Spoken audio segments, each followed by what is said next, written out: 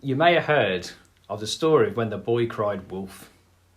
The boy ran into town and he said the wolf is coming.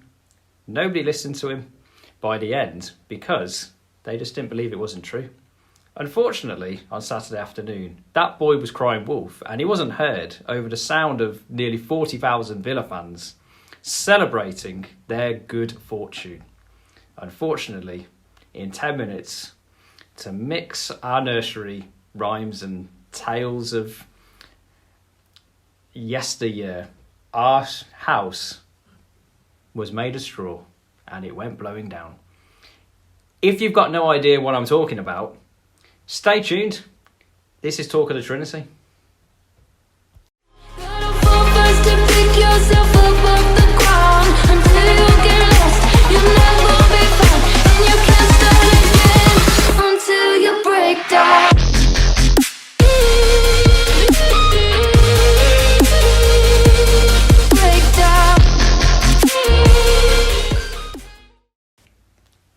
Hello and welcome to Talk of the Trinity. If you survived the intro, welcome. Come in to our house. It's not made of straw. It is made of bricks. I can guarantee that. And as sturdy as the foundations of this house are our opinions about all things Villa. We're going to be delving into the aftermath of Villa Wolves on Saturday afternoon. We're going to be looking forward to Arsenal Villa on Friday night. Maybe with a guest star, maybe not. We'll have to tease you with that and you'll have to stay tuned to see if we can find anybody to talk to us. Spoiler alert, won't be Piers Morgan. He has to come on the show and we said no. Emil Smith-Rowe?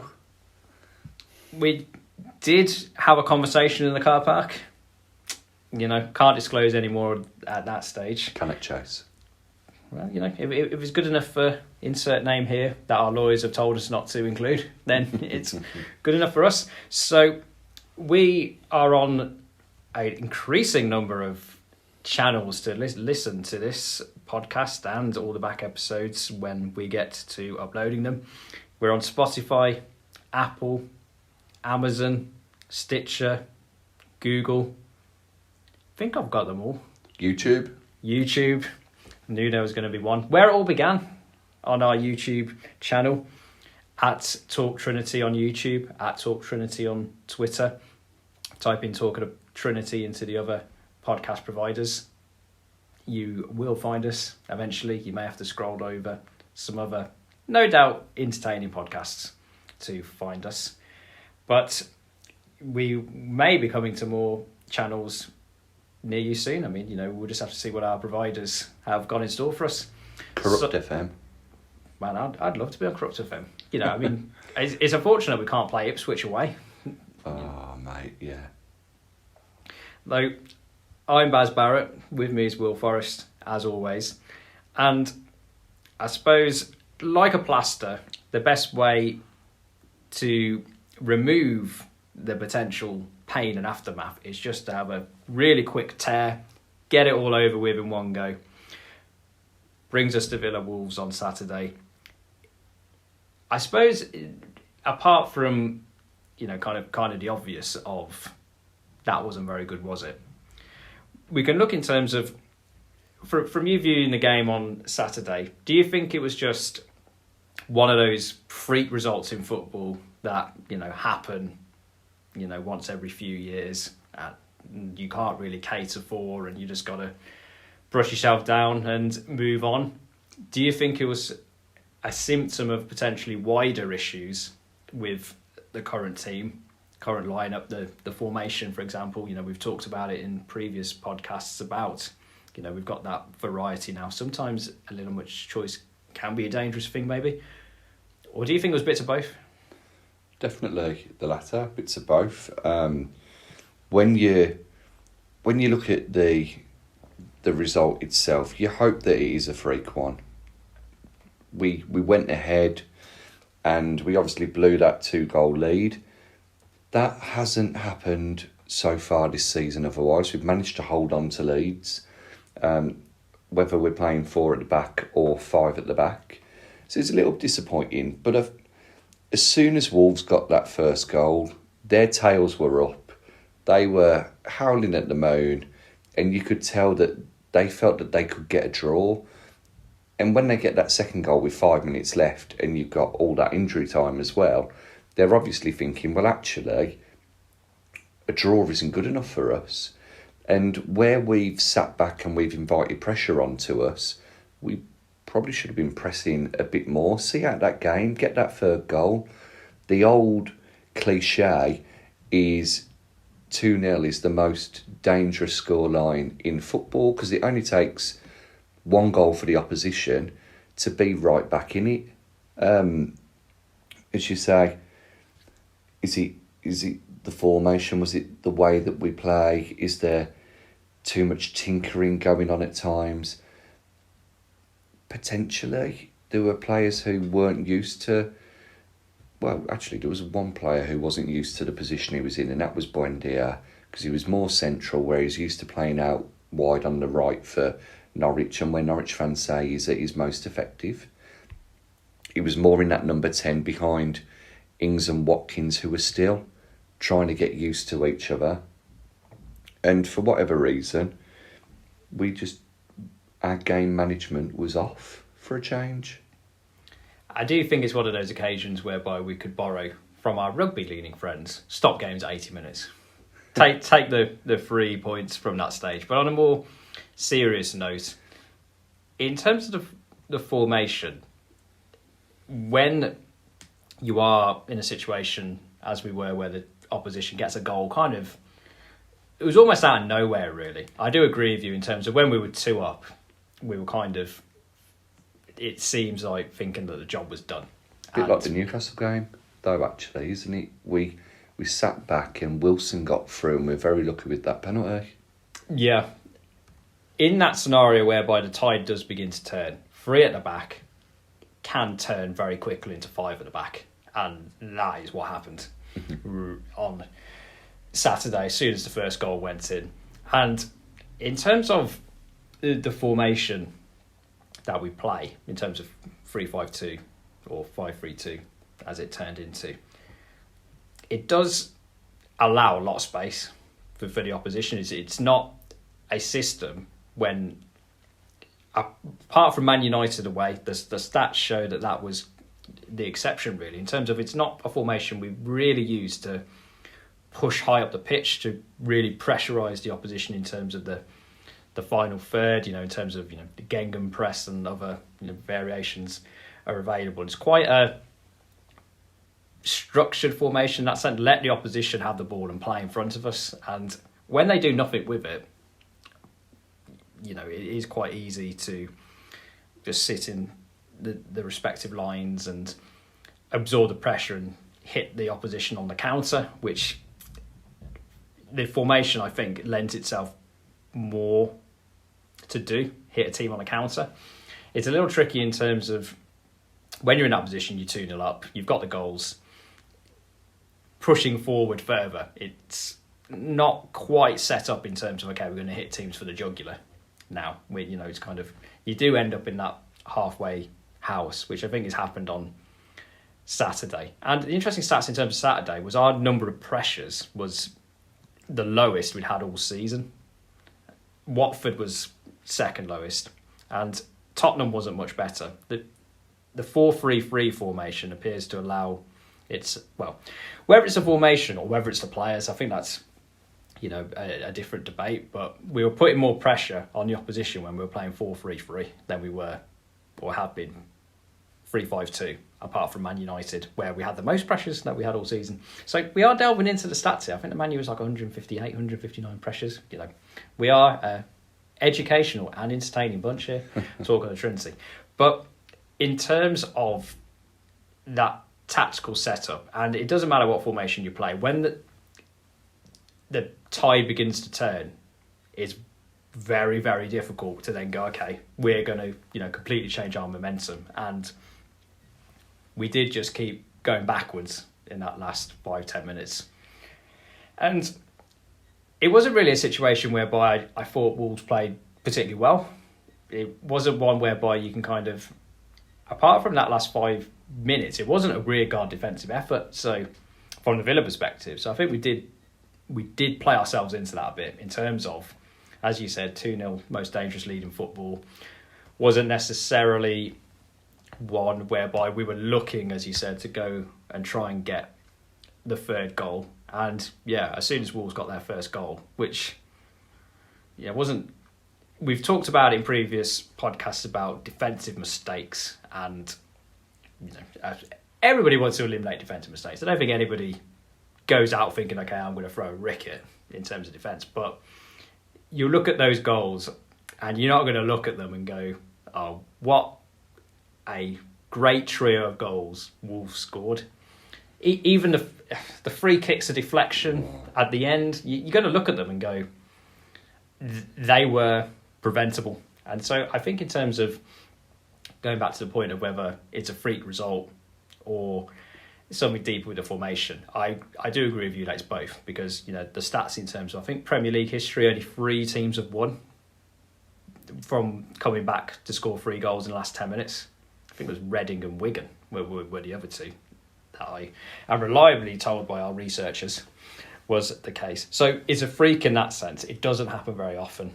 But I do think in terms of the way the formation has been utilised in recent games, I don't think we are getting pressure on the opposition as much as we can do. And when you're ahead, as we were, that can be, there is maybe a feeling that the job is done, and especially in terms of switching it slightly to the positive, because we have talked about John McGinn during the course of this podcast, this series, kind of having our view, but my view in particular, that he's really stepped up kind of during the course of this season. And another really good game, I thought, from McGinn. John McGinn's been fantastic. He's obviously trimmed down a bit. He's worked on his fitness over the summer after having a disappointment of getting knocked out early from the Euros with Scotland. Got his goal on Saturday, so you can't argue with that. Okay, took a deflection, but you've got to have the shot to get that deflection. No one minded when 84 of our shots deflected against Liverpool and we won 7-2. John McGinn, I agree, has been one of our standout players. For me, only pipped by Douglas Luiz, who again played very well at the weekend.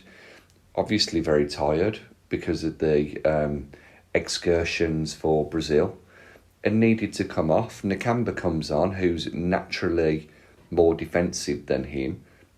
You'd think that would help shore up the game, and it was only 1-0 at that time. John McGinn got his goal after getting his assist. After Nakamba had come on, John McGinn's a very good player.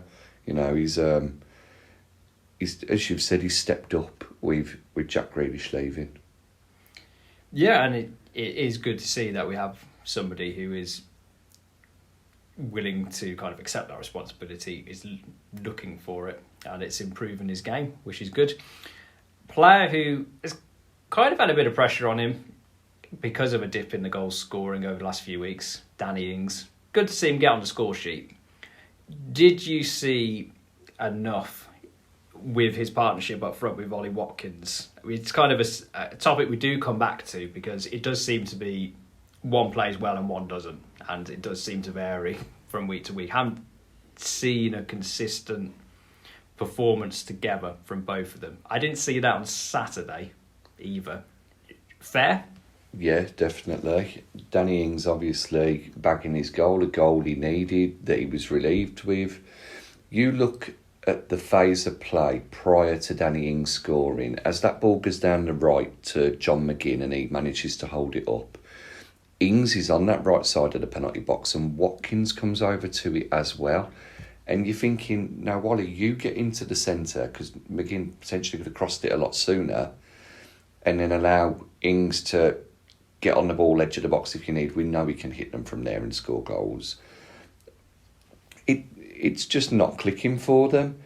And interestingly, and I wonder what you think about this, I saw on Twitter a fan, and I'd say, intelligently suggests that maybe we go for a bit more of the Liverpool 4-3-3 with Watkins out wide on the left.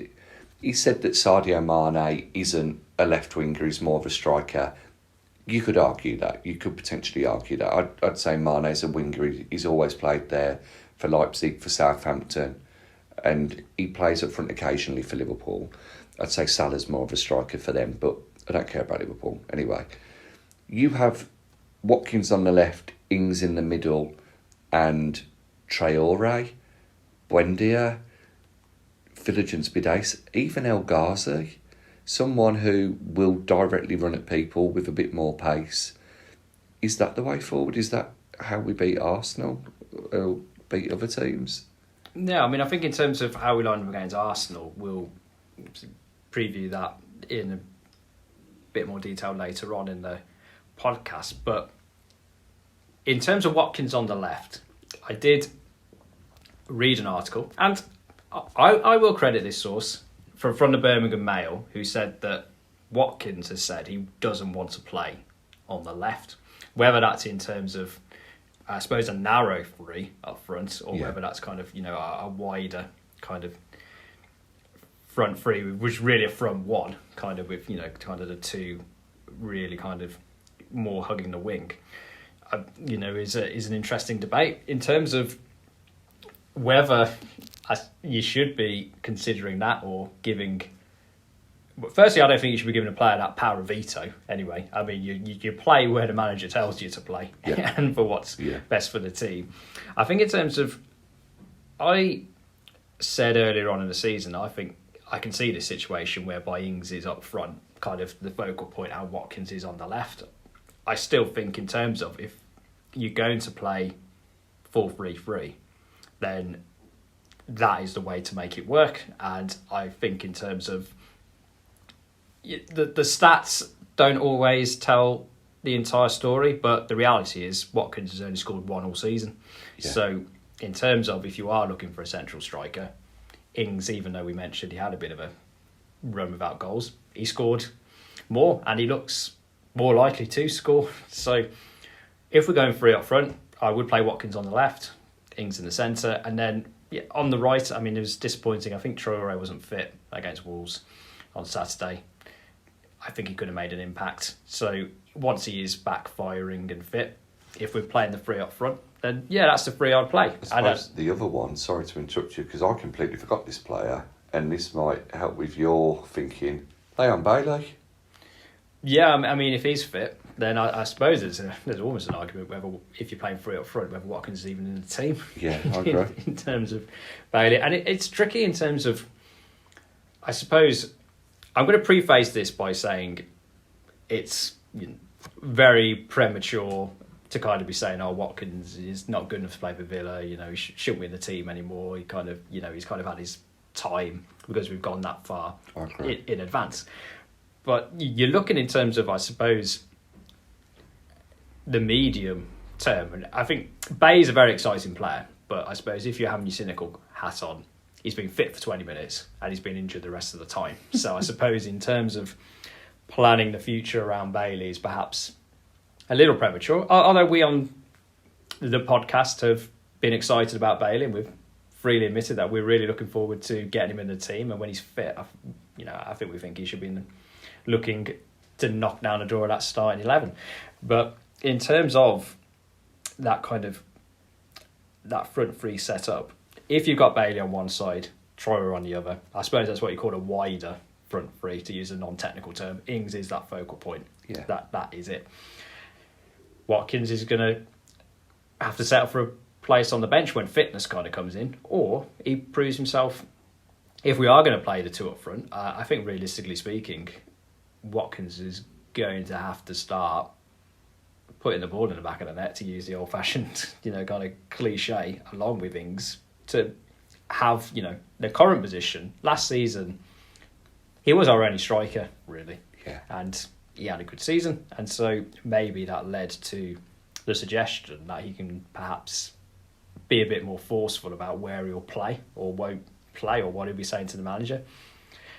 There's only so much credit in the bank you can get for that. And it'd be interesting to see how Dean Smith approaches that, because another theme I suspect we'll be talking about during the rest of the season, that we have done pretty much every week so far, is there is at the moment I'd still say minority, although a vocal minority, who don't think Smith is good enough for the Villa job and want him out. I mean, in terms of, I'm sure they enjoyed our Dean Smith special last week. If you haven't listened to that, check it out on all the channels that we mentioned at the start of the podcast. But there is going to come a stage, if results keep going against Villa, then Smith may be looking to go, well, I've got to kind of maybe start looking at what's going to save my skin in terms of this job. And if that means saying to Ollie Watkins, sorry, but, you're playing on the left or you're not playing at all, then, yeah, I envisage that is going to be a conversation that's going to be escalating near the top of Smith's to-do list fairly quickly. I mean, we said it in terms of the Wolves preview. The fact that we've got, compared to last season, more attacking options for us to be talking about in terms of chopping and changing, I think is a good situation to be in, obviously. But it is a little bit, I suppose, if you really throw back the historical comparisons, like 97, 98, when we had like York, Collymore, Milosevic trying to play the free up front kind of back then. Yeah. It didn't really work at the start of the season. It is sometimes, well, the cliche is you can have too many good players. I would disagree in terms of seeing some of the teams we've had in the last few years. I don't think you can get enough, and you should be grabbing onto all of them. But yeah, kind of feeling the way into accommodating the best players into the team, the best players into the system that you're going to be playing. It's going to take time. We've said it's going to take time. Doesn't help when you have freak results such as this, because it's very easy to jump to conclusions about, there's no chance we would have been losing that game if we had somebody else in charge, or we've been playing a different formation. Maybe, maybe not in terms of, you never know for definite, but I do think it is a little premature to be unduly concerned at this stage, but I'm not naive enough to think that there's nothing that can't be learned from these games. And we talked about tactical flexibility before, being able to play 3-5-2, 4-3-3. What I hope comes out of this game is that, because the 3-5-2 first came in against Chelsea, we played well but lost. Yeah. Then Everton played well in spurts and blew them away in 20 minutes and won 3-0. That is where we've played 3-5-2 pretty much every game since, in terms of that. I hope what Saturday does is have that step back moment in terms of picking the team for Friday, and beyond that, thinking we don't necessarily have to play 3-5-2 every game, in terms of we can adapt this in terms of horses for courses, and there's going to be some games where 3 up front is going to be better, and 4-3-3 is going to be better. Sometimes 3-5-2, 5-3-2 is going to be better. But I hope, in terms of, if there was a tendency to, we're just going to stick with 3-5-2 now, then that's kind of been lifted as a result of this game. And if it is, then, well, we're stretching for positives. We can take that as a positive, I would say. Definitely. And as you say, that 4-2-3-1, the 4-3-3 are other formations that we need to look at. Maybe going back to the Wolves game and looking at subsequent home games, maybe 5-3-2, 3-5-2, 3-4-1-2, whichever formation it is or variation is playing, maybe that isn't the home formation. But it's a bit catch-22 really, because you want to be more attacking at home, having two designated strikers on the pitch up front in Ollie Watkins and Danny Ings is probably about as attacking as you can get, unless you throw Cameron Archer on as well or put Leon Bailey up there. But does two up front work? Are you better off having, as you said, Traore and Bailey? Bailey, whilst we mentioned his 20 minutes against Everton, he also had a fantastic 20 minutes against Watford. Apparently it's all he needs, to that's contribute to games. 20 minutes, that's all I need. I'm off now. See you later, lads. You've got him playing, he'll hug the touchline, but he'll also come inside. Whereas Bertrand Traore, every opportunity he gets, he'll cut inside from that right-hand side. You've got Buendia who can play there, Filigence Bidace, El Ghazi, as we said. El Ghazi didn't shame himself at the start of the season. He's been very unlucky not to be playing, really. I think it just goes to show the calibre of the squad more than anything about his performances. So yeah, it's definitely a positive, knowing that, hang on, actually, that might not be the best formation to play all of the time. Time will tell come Friday as to whether anything has been learned. And speaking of lessons and things which have been learned, you'll remember at the start of this podcast, we mentioned the boy who cried wolf. A boy who came to town and said there was a wolf when there wasn't one there at all.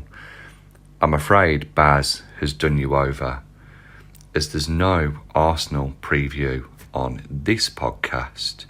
Instead, just like any good nursery rhyme, we're going to leave you wanting more. Tune in before Friday's big game, where we hope to see the Villa smash the Gunners. And as always, cheers, tar, thank you very much, and up the Villa.